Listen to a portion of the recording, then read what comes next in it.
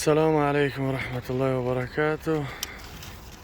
بعضی برادرها میگن پدپشتیکا نقض میبینن، خیلی کلندر راست کردگیان 3 کس، خیلی دبنش معلومه ایما خلاصی گم خیلی بسیارم خیلی پدرکا بعضی میورن ماشالله.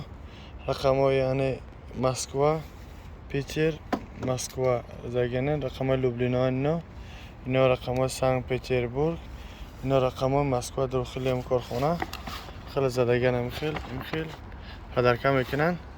یعنی ما خرسندیم در پدرکانه که همین صورت انسان که باشه در خونه ملائکه رحمت نمیداره از همون خاطر از همون تا خواهش پدرکه کنیم باشین. یعنی همین خیلی بشه صورت خدا باید تمام دیان خیلی توفه کرده گین خرسندیم که الحمدلله که قدردانی میکنن خیلی چیزا میکنن.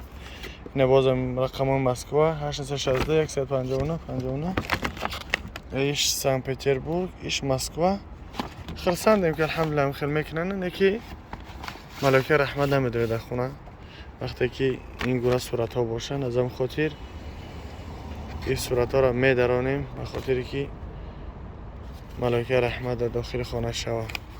خب جزاکم الله خیر برای روز کردگی تانه. اینکه محنت زور کرده نه هیچ خیلی بگم محنت بیهوده نه خرسند شدیم توشتم بسیار مردم قدردانی میکنن. بارک الله.